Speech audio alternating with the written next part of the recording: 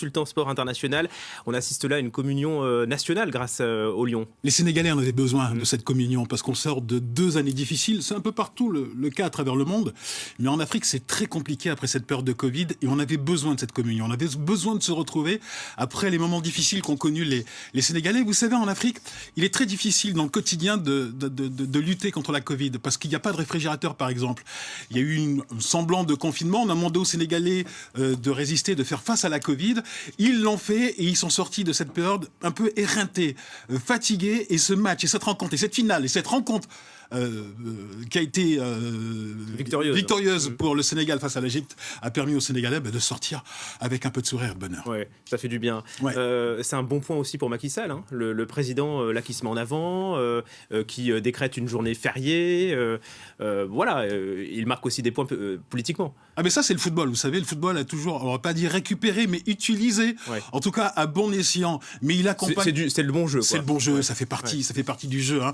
C'est-à-dire que le politique décide d'accompagner le mouvement et aussi tout simplement de consacrer cette équipe. Il faut la consacrer de manière solennelle. On va le recevoir au palais, on va certainement leur remettre la plus grande distinction du pays pour ce premier titre continental. Donc c'est tout à fait normal que le président les accueille. Le Sénégal qui règne enfin sur le football africain. Alors il y a eu en 1963, je crois, la Coupe de l'Amitié qui avait été remportée par le Sénégal. Mais enfin, et on dit jamais 203, hein, parce qu'il y a eu 2002 où Aliou Cissé, qui est l'actuel sélectionneur, était joueur, avait loupé le pénalty face au Cameroun en finale. 2017 contre l'Algérie, on l'avait suivi et là enfin, ça y est, ils remportent ce premier titre continental qu'ils attendaient parce que c'est une génération extraordinaire, la génération de l'équipe du Sénégal.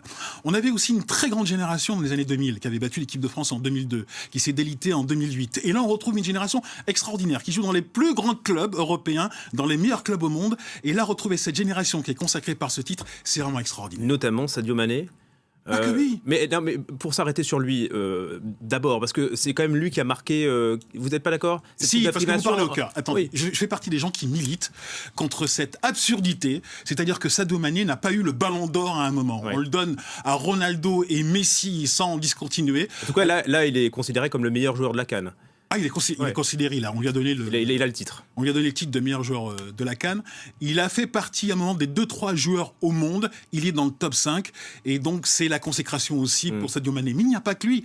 Il faut parler notamment de cette paire de défenseurs, Koulibaly et Diallo, extraordinaire, qui a vraiment solidifié. Ce sont les deux gardes noirs, les deux gardiens noirs qui ont permis au Sénégal de ne pas encaisser trop de buts.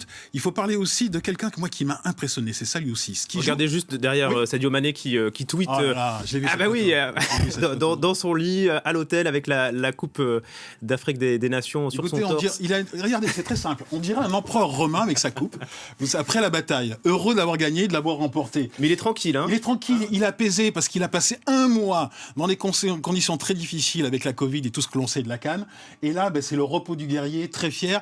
Et là, il se projette même pas ce qu'il va faire cet après-midi, même pas ce qu'il va faire le lendemain. Juste profiter de l'instant présent, c'est-à-dire avoir cet objet là contre sa poitrine. Contre son cœur. Ouais, c'est vraiment très chouette. Il y a d'autres joueurs qui vous ont impressionné? Saliou Ciss, qui joue à Nancy. Nancy qui en ce moment est au fin fond de la 2e division et qui a été très très bon dans son couloir, juste derrière Sadio Mané. Je vous ai parlé de cette défense centrale qui a été très très forte, hein, Diallo, Koulibaly, mais il faut aussi féliciter Edouard Mendy, qui a été consacré comme meilleur gardien au monde en 2021 et qui l'a montré durant toute la compétition, qui l'a montré hier en arrêtant un penalty. Et je ne sais pas si vous avez fait attention à ce colosse. C'est vraiment un colosse, Edouard Mendy.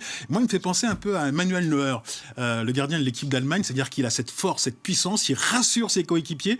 Et hier, il a donné le meilleur de lui-même et c'est très bien qu'il soit lui aussi sacré. En tout cas,